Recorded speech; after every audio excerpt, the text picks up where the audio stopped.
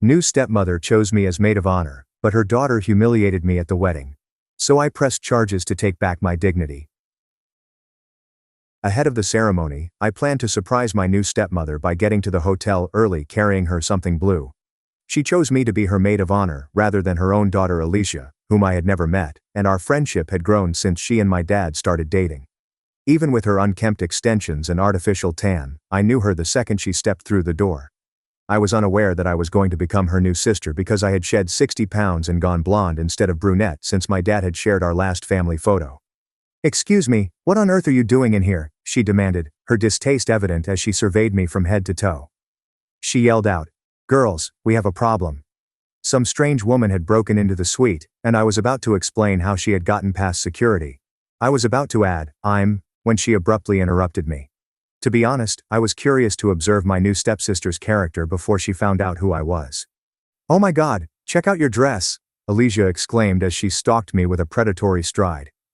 "Did you get that at Goodwill?" It's so pathetic when poor people try to sneak into nice events. You probably saw the wedding announcement online and thought you could pretend to belong here. 2 additional bridesmaids arrived, and she said, "Look at this tragic woman trying to blend in with that awful dress and those palish shoes. It's actually sad." Upon learning that I was indeed attending the wedding, she exclaimed with a mischievous grin, "You're not on the guest list. I'm the bride's daughter, and I know every single person invited. You're probably one of those psycho wedding crashers who tries to steal gifts or food. What's your scam? Pretending to be someone's +1. Alicia's entourage began filming me with their phones, and I quickly realized that this video documenting my humiliation would remain online in perpetuity if I revealed my identity. The pearl necklace that belonged to my late mother clattered across the floor when she snatched my purse from the table and threw it out. "Let's see what you're trying to steal." "Oh look. Cheap drugstore makeup and a phone with a cracked screen. Definitely not someone who belongs at a $100,000 wedding." She proceeded to kick my mother's jewelry while muttering, "Fake pearls too. How embarrassing." As I knelt down to retrieve them, she crushed my palm. She proclaimed, "Security is on their way," without having contacted anybody else. "But first, tell us who you really are. My new stepsister Iris is supposed to be here, and you're taking up space meant for actually important people. Are you obsessed with the groom? Did you see my mom with her rich fiancé and decide to ruin their day?" I tripped over the champagne table after she shoved me backward. I wanted to say, "I'm Iris." But the thought of saying it lodged in my throat as I saw her cruelly summon my name. Even if my friend mentioned that maybe I was just confused, Alicia's anger just grew. "Don't defend her. She's probably mentally ill. Look at her. She's not even denying it. She's just standing there like a creep." She stepped in front of me and said, "Iris is the maid of honor. And when she gets here, we're going to laugh about the crazy woman who tried to infiltrate the wedding." She proceeded to shake a bottle of champagne that she had picked up. She popped it and sprayed it all over me, soaking my dress and hair completely. "You know what? You need to learn what happens to wedding crashers," she said. "Oops, now you really look like trash, street trash covered in alcohol. Perfect."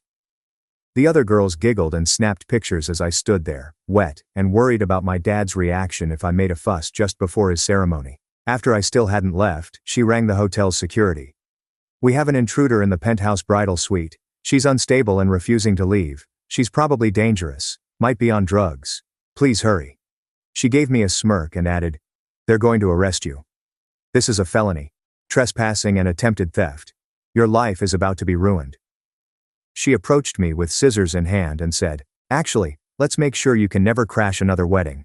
With a firm grip on my hair, she severed a portion of it. "There. Now you appear just as insane on the outside as you are on the inside. I will inform Iris, the real maid of honor, about my ordeal of rescuing the wedding from a disturbed individual who threatened to harm someone, when she arrives." I couldn't even begin to describe how shocked I was at this point. Just then, the door to the next room swung open, and my stepmother, all dolled up in her robe and with her makeup and hair done to perfection, stepped out. "Iris, look who it is. I was wondering when my maid of honor would show up. My darling, what happened to your hair?" Alicia stood between us, her expression turning pale as she realized she had just attacked her future stepsister. Her hands remained gripping the scissors and my chopped hair. My stepmother's body tensed up as her gaze shifted from the scissors to the clump of blonde hair on the floor, and then back to my severed skull. Rushing across the room, she snatched my face and turned my head to examine my scalp for cuts, leaving Alicia still with my hair entangled in her fingers. My every step was accompanied by the sound of tiny splashes as the champagne that had been dripping down my dress collected on the white carpet. At first, I couldn't hear my stepmother's murmur as she trembled her fingers over the hard spots where Alicia had chopped my hair. Then she raised her voice and asked, "What did you do to Iris?" My name was uttered in a cracking voice. Alicia's jaw clenched and clenched again, but no sound from her lips. At that moment, I was afraid she could lose control of the scissors in her hand. With their phones still in their hands, but no longer recording, Rachel and Sophia both retreated toward the door. My dad must have heard the commotion because he stepped out of his tuxedo, bow tie undone, and sporting a broad grin that quickly faded as soon as he laid eyes on me. All of a sudden, he took it all in, my drenched hair, Alicia's scissors, and his wife, who was beginning to cry, all of it. He began to approach me and inquired, "Iris, my darling, are you hurt?" Nevertheless, my stepmother had already begun to examine my scalp once more. She turned to face Alicia before I could react, and her voice became unusually harsh. When she said, "Explain yourself right now," Alicia found her voice and began speaking so rapidly that her sentences ran together. While Nina kept looking around as if she wanted to vanish, Rachel stealthily reached into her purse and placed her phone inside. She kept saying she didn't know it was me, that she thought I was breaking in, that I looked different and wouldn't say who I was. I watched as David, the wedding planner, arrived in his immaculate gray suit, and I could see that his professional grin froze as he took everything in. Quickly retrieving his phone, he began messaging someone as he cautiously made his way farther into the room to evaluate the damage. He whispered, "We need to push the ceremony back," before screaming it out when nobody listened. David was instructed by my stepmother to contact hotel security immediately after my stepmother gently removed the scissors from Alicia's hand and placed them on the cosmetics table. With her fingers returning to my hair to assess the extent of the damage, she led me to the couch and seated me down. I could see her attempting to hold back tears as her shaking fingertips brushed against the incisions. Alicia regained consciousness and began to pace frantically as she explained that everything had been a total misunderstanding. Everyone would have acted similarly if they believed someone was trying to break into their mom's wedding, she said, and I should have told her my identity. She also said that I was acting strangely. Even though Alicia had taken her hands off the scissors, my dad's expression grew increasingly menacing as he stepped in front of us, shielding me from harm. The hotel security guard, Albert, showed up sooner than I had anticipated. This towering figure in the black uniform surveyed the room and promptly assumed command. After he reassured everyone to remain calm, he began rearranging furniture in the suite, placing Alicia by the window while I remained on the couch with my stepmother and dad. With his arrival, the atmosphere in the room shifted. What had been a simple family dispute now transformed into a potential police matter. When Albert wanted to know what had transpired, I found the courage to speak up. I hadn't since my stepmother entered. Saying, "I want to file a complaint for assault." I observed Alicia's face turn white. Without hesitation, she began to weep. I couldn't do this. Not today. Not on her mom's wedding day. My stepmother closed her eyes as if in physical anguish, stuck between doing what was right and protecting her daughter from the consequences of her dreadful actions. Rachel and Emma gave Albert a slow nod as he asked if they had seen what had happened. Not only did he want to know whether anyone had filmed anything, but he also asked them not to leave since he would need their statements. It slipped my mind that Emma was reaching for her handbag, but Albert was also aware of the movement. Coming closer to Albert, David began to murmur something about the urgent necessity to handle the vendor calls. I could see that his phone was already beeping constantly, and that he had a growing number of messages. He approached the window and began to make a series of calls, explaining that the sound system was experiencing technical difficulties in a calm and professional manner. Turning to me, Albert wanted to know if I had any injuries that needed to be recorded. I extended my hand, revealing the spot where Alicia had trodden, and demonstrated the crimson bruises that covered my knuckles to him. Next, I retrieved my mother's pearl necklace from its previous resting place on the floor and brought attention to the scratches that had not been present earlier. Using his phone, Albert snapped pictures of my hand from various perspectives, zooming in on the broken pearls. He inquired about the necklace's value and made notes in a little notebook regarding the property damage. It belonged to my late mother, so I told him it was valuable, but the insurance company only gave it about $3,000 worth. I overheard David mentioning that guests were already making their way downstairs as he continued on the phone informing someone that the ceremony would begin 90 minutes later than scheduled. Gently inquiring as to my well-being and whether I required medical assistance, my father drew nearer to me and rested his hand on my shoulder. After I shook my head, my stepmother approached David and politely requested some privacy for us. She escorted me to a secluded area of the room close to the restroom door as the others continued with their work. She continued delicately caressing my damaged hair while her eyes welled up with tears. She wanted to know what I needed from her right now, so I told her the truth. Alicia shouldn't get away with assault on a wedding day, she should face serious consequences. I could sense my stepmother's pain as she nodded slowly. Still, she comprehended. Albert moved directly in front of Alicia and raised his hand as she began to approach us from across the room. He informed her that she couldn't approach the victim because she needed to keep her distance while the inquiry was underway.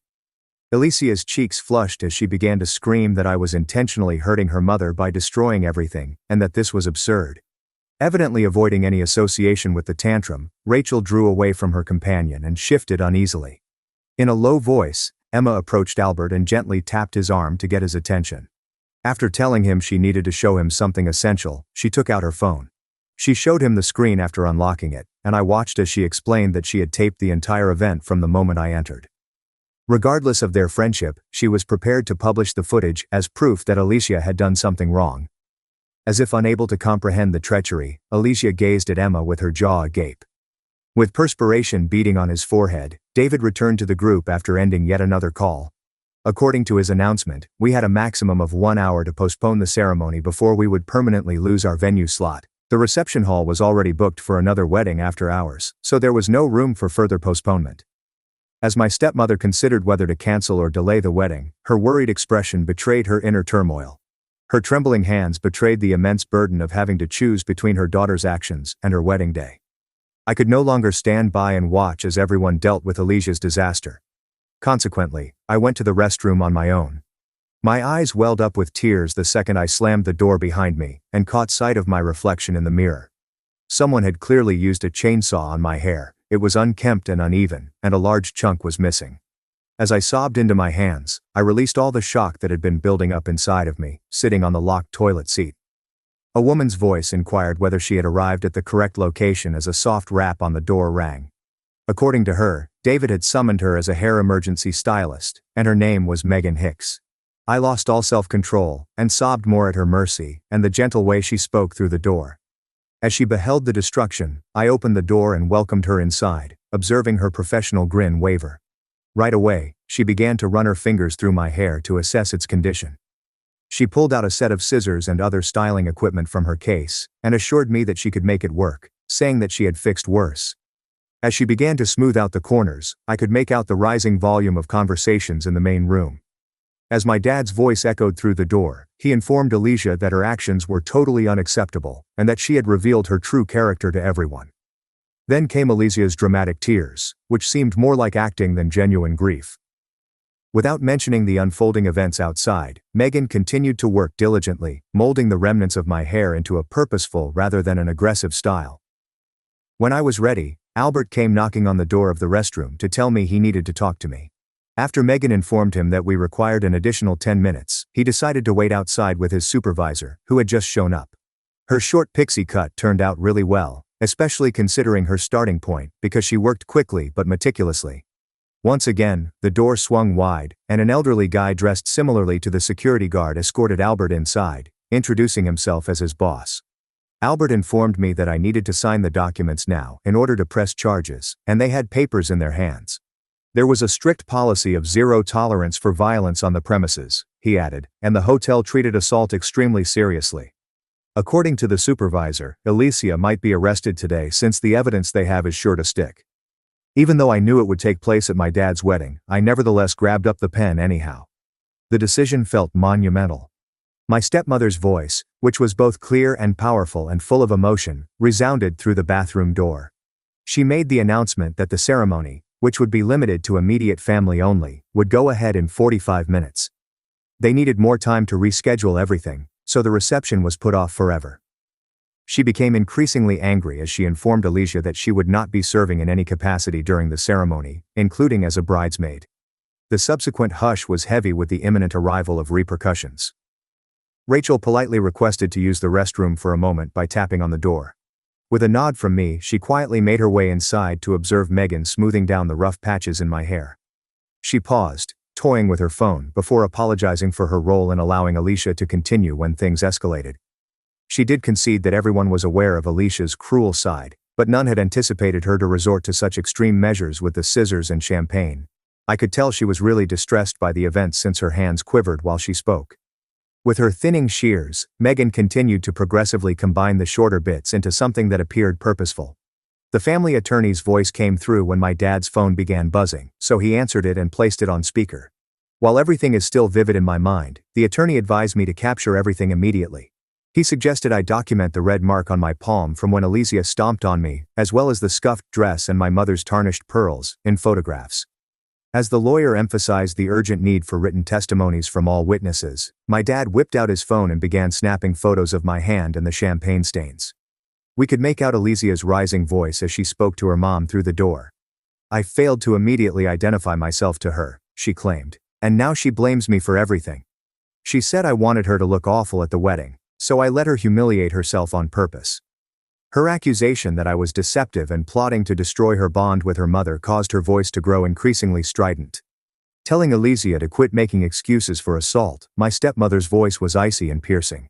David, clutching his tablet, stood anxiously at the door to the restroom. He mentioned that a number of people on the lower level had observed the security detail and were inquiring about the holdup.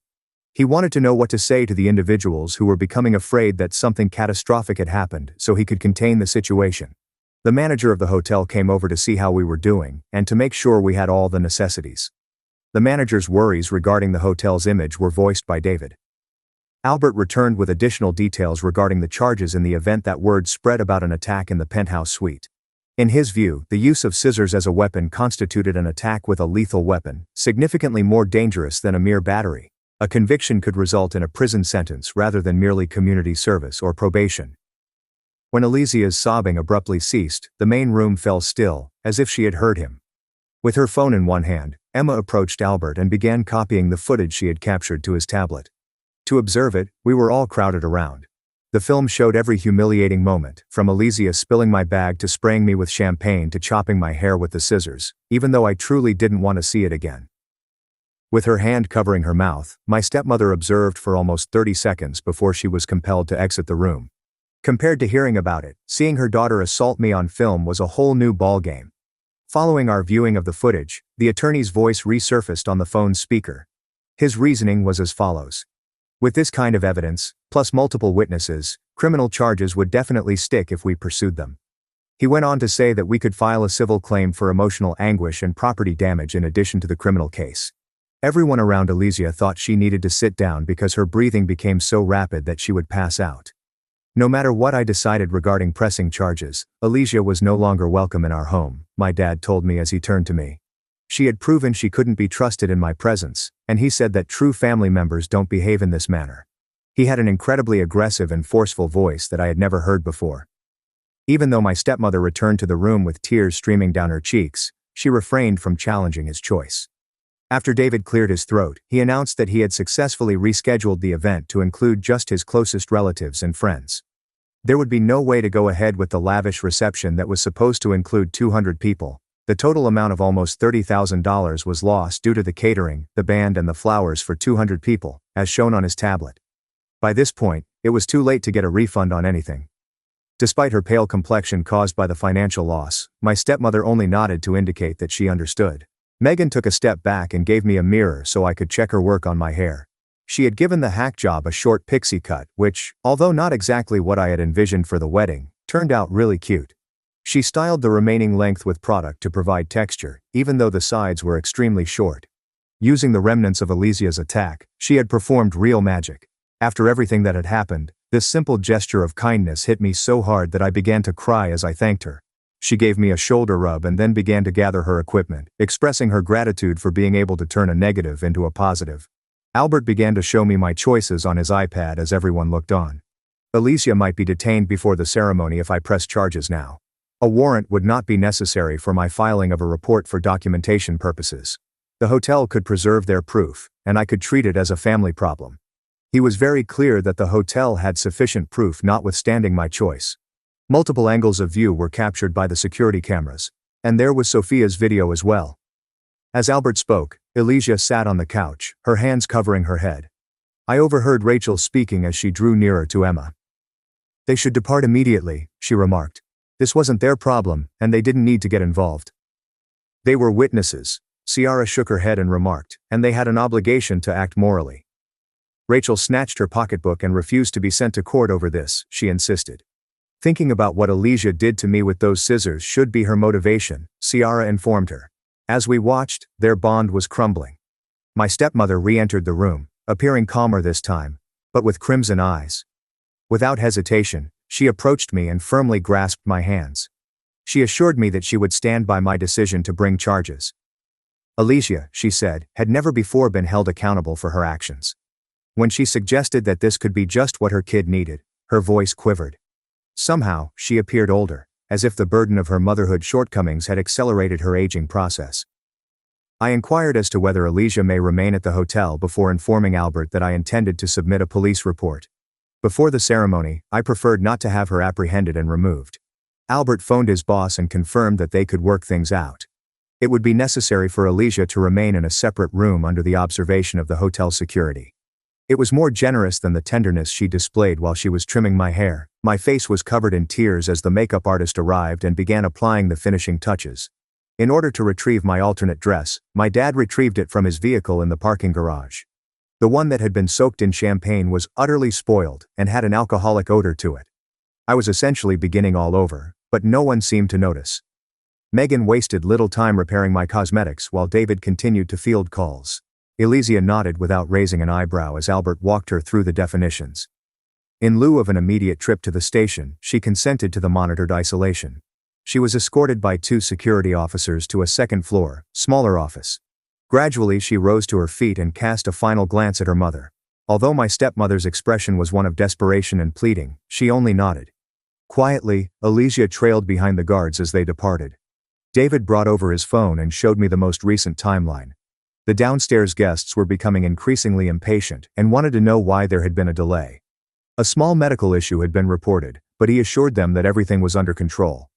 He claimed that at this moment, nobody needed further drama caused by the truth. Already some of the attendees were taking to social media to express their confusion. At David's direction, his helper kept an eye on the posts to prevent any leaks. Sitting down beside me, my stepmother waited for Megan to apply my final coat of cosmetics. After everything, she wanted to know if I still desired the role of maid of honor. Because Elysia also couldn't take that away from me, I told her yes. In a tight embrace, she mumbled an apology for her daughter's actions as she embraced me. According to her, she ought to have anticipated this and taken action earlier. Because I was at a loss for words, I simply returned her embrace. The 30-minute ceremony, which had been altered, was about to begin. Assisting my stepmother with the finishing touches to her bridal gown and veil was my honor. Elysia and our plans for the future were not discussed. Following all the mayhem, the relative quiet felt both strange and essential. My dad returned with a simpler dress to replace the one that got ruined. Rather than the purple one that had been bathed in champagne, it was navy blue. As I changed behind a screen in the corner, everyone else turned their backs on me. Even though it wasn't my original intention, the new garment fit perfectly. At the desk, Rachel and Emma were handing Albert their written statements. From beginning to end, they recorded what they witnessed. In order to have the documents officially recorded, Albert had them sign and date them. After Rachel finished first, she departed without bidding farewell to anyone. Just before she departed, Sophia walked over to me and gave me a firm squeeze. She expressed her utmost regret for all that had transpired in a hushed tone. While Elysia had always been cruel, she said it had never been this severe. Elysia felt like she had forgotten about yet another consequence when they left. After checking his watch, David announced that we must immediately descend to the ceremony site, lest we lose the venue altogether. David made a few last-minute modifications to my stepmother's veil as we made our way downstairs, and my dad held my arm the whole way. Instead of the 200 seats they had prepared, the room for the event appeared enormous, with only 20 people spread out in the front rows. As I stood holding the bouquet for his bride, my dad couldn't help but glance across at me every few seconds. The strange and silent atmosphere was intensified by the vacant spaces where Elysia and the bridesmaids ought to have stood. My stepmother's voice quivered and she had to pause as she vowed to mix our families with love and respect as the officiant began the ceremony. Even though she was unaware of what had transpired upstairs, I witnessed my aunt using a tissue to dab her eyes. Without the readings and special music that had been scheduled, the event came to a swift end. Everyone seemed awkward and uncomfortable as we snapped a few shots. Albert discreetly informed us that Alicia had been escorted to the police station for processing as the photographer was finishing up. Without more inquiry, my stepmother only nodded and averted her gaze. Due to the cancellation of the large reception, we had dinner at the hotel restaurant with the relatives who had stayed. As they took their plates, the group engaged in idle chatter over the day's weather and traffic. My dad held onto my hand the entire time we were eating and squeezed it whenever anyone inquired about Alicia. My stepmother summoned me to the hallway for a little moment after supper. She gave me a check and said it would pay for everything: the dress, treatment, my mom's necklace that needed fixing, and any medical fees I could incur. Another thing she mentioned was that she should have known her daughter's actions would lead to this, and that she was sorry for everything. We both knew that wasn't entirely accurate, but I still took the money and told her it wasn't her fault. A prosecutor reviewed all of the evidence Albert had gathered 2 days later as I sat in a cramped downtown office. She played a video that had been recorded on Olivia's phone and displayed images of my hand and freshly chopped hair. She detailed how assault and battery charges would appear on Alicia's permanent record. The prosecution stated that, given the presence of witnesses and video evidence, Alicia would likely be sentenced to probation and community service, considering this was her initial violation. If I wanted to pursue more severe charges, she wanted to know if I was fine with that. I wanted this to end, so I said probation would be good. In a plea deal, Alicia agreed to take anger management courses and avoid me for 2 years. Her lawyer contacted me the following week to discuss the details. She was unable to attend any family gatherings I attended or get in touch with me because of the restraining order. It would be more cumbersome to cope with a trial, so I consented. After some time had passed, my stepmother contacted me to inform me that she and Alicia had enrolled in family therapy. According to her, they required professional assistance once she realized she had allowed Alicia to get away with too much for too long. According to what she told me, Alicia's cruel behavior didn't emerge out of nowhere, and she blamed herself for not intervening sooner. My hair had grown out to a point where the stylist could style it into a more natural style 3 weeks following the wedding. Despite the jeweler fixing my mom's pearl necklace, I could still make out tiny scratches when the light hit them in certain angles. Even though my hand had fully healed, there were moments when I could still feel the ghostly pressure of Alicia's sneaker. Even if my physical health was improving, I couldn't stop dreaming about being a prisoner in that suite, as onlookers made fun of me. On Tuesdays, my dad began treating me to a romantic meal out by myself. When we went out to eat, he would choose spots far from any potential acquaintances. Apart from the wedding, we would discuss anything and everything. He assured me one night that he was pleased with my handling of the situation, and that Alicia would never set foot in my presence again. He assured his wife that he would see to it, even if it meant skipping a few vacations together. He said that he should have recognized something was off when Alicia refused to meet with me before the wedding, and that he should have done a better job of protecting me. The feeling of having my dad around again, free from the strife in my step-family, made these dinners the highlight of my week. I received frequent reports from my stepmother regarding Alicia's progress in therapy and her community service at a homeless shelter. According to her, Alicia was beginning to grasp the concept of consequences and realize how foolish she had been. Even though I didn't answer any of her texts, I also didn't block her phone. I wished Alicia would change for the better, but more, I wished she would vanish from my life. It had only been a few weeks since the wedding, yet it felt like ages had passed. Our entire family has changed their behavior recently. We are all much more reserved and watchful now. There was never any true formation of the family we were meant to become at that wedding. What happened instead was that we transformed into a fractured entity that each of us was attempting to reconcile with. Notifications began flooding my phone, which was the first indicator that things were getting worse. Someone uploaded the security tape of the wedding disaster, despite David's best efforts to keep it under wraps. In a few hours, footage of Alicia snipping my hair with scissors had gone viral. Sending links and checking in to see how I was doing were people I hadn't spoken to in years. Every possible name was thrown at Alicia in the comment section of the videos. The expression on her face when my stepmother said my name was so startled that it became a meme. Outside of communicating with close relatives, I disabled all of my social media accounts and reduced my phone use. Until I began having lunch at my desk, my coworkers would bring it up during lunch. A warning about the dangers of wedding violence was broadcasted by the local news after they took up the tale. As the teenager who brutally assaulted her stepsister with scissors, Alicia's visage became a household name. Without my asking, my stepmother began texting me updates every few days. According to her, Alicia was volunteering at a downtown shelter for the homeless. According to her, the judge ordered her to work there for 6 months, 3 days a week. Images of Alicia preparing meals and clearing tables were included in her message. Alicia was learning the face of actual problems, she stated in her lengthy notes. Upon witnessing homeless families with children for the first time, Alicia reportedly broke down in tears. Despite reading each and every message, I never responded. I was curious if there were real repercussions for her. I wanted to deny her existence for a while. A substantial package came from Alicia's attorney 6 weeks subsequent to the nuptials. There was a 3-page letter written by Alicia within. She detailed her childhood feelings of envy, as she detailed how her mom showered attention on others. She confessed that she had been cruel to many others prior to me. I told her she should never have to see me again since she was ashamed of her behavior, and she replied she understood. She refused to assign responsibility or make excuses. She merely expressed remorse and stated her intention to improve herself. After giving it 2 readings, I tossed it into a drawer. Even though I wasn't prepared to forgive, I did see that she had made an effort. A month down the road, my stepmother kindly requested that we have lunch together. We sought for a secluded area outside of town, away from prying eyes. She appeared weary and older, yet her face lit up with a smile upon seeing me. At first, we stuck to safe subjects, like the weather and our jobs.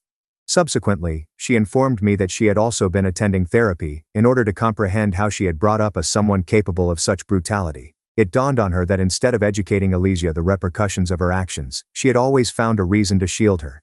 Neither did she ever once suggest we speak to or ask me to forgive Alicia. One lunch at a time, she worked on regaining my trust. As our meeting frequency increased to every 2 weeks, things began to settle down.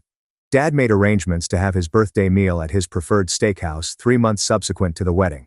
Sitting alone at a corner table were only he, my stepmother and I. Neither Alicia nor her absence were brought up by anyone. After sharing dessert, we cracked up at Dad's terrible jokes. In exchange for his concert tickets, my stepmother gave him a watch. For the first time since the wedding, it felt like a genuine family supper. We all got in the shots, and it was clear that everyone was having a great time. It seemed like that night proved we could manage without Alicia. My stepmother contacted me a few weeks later to inform me that Alicia had completed the therapy program.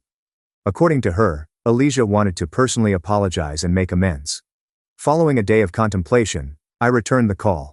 I expressed my gratitude that Alicia was receiving assistance, but I said that I was not yet prepared to meet with her. Apologies won't solve everything. According to my stepmother, she got it and promised not to bring it up again. She never pressured me or broke her promise. In a formal letter, the hotel expressed its regret for the security lapse and the distress it caused. They also offered to foot the bill for a whole year of therapy. A personal phone call from Albert inquired about my well-being. According to him, the hotel's procedures were revised in light of the incident. On my birthday, he gave me flowers and a card wishing me a speedy recovery. Our whole wedding bill was covered by the management as a gesture of apology. More people benefited than these random acts of generosity would have them believe. I felt completely normal again 6 months after that terrible day. It appeared like Dad and my stepmother emerged from the conflict stronger than before.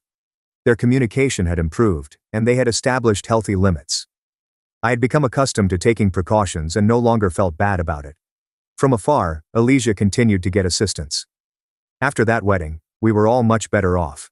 Our intended family never materialized, but the one we created was genuine and authentic.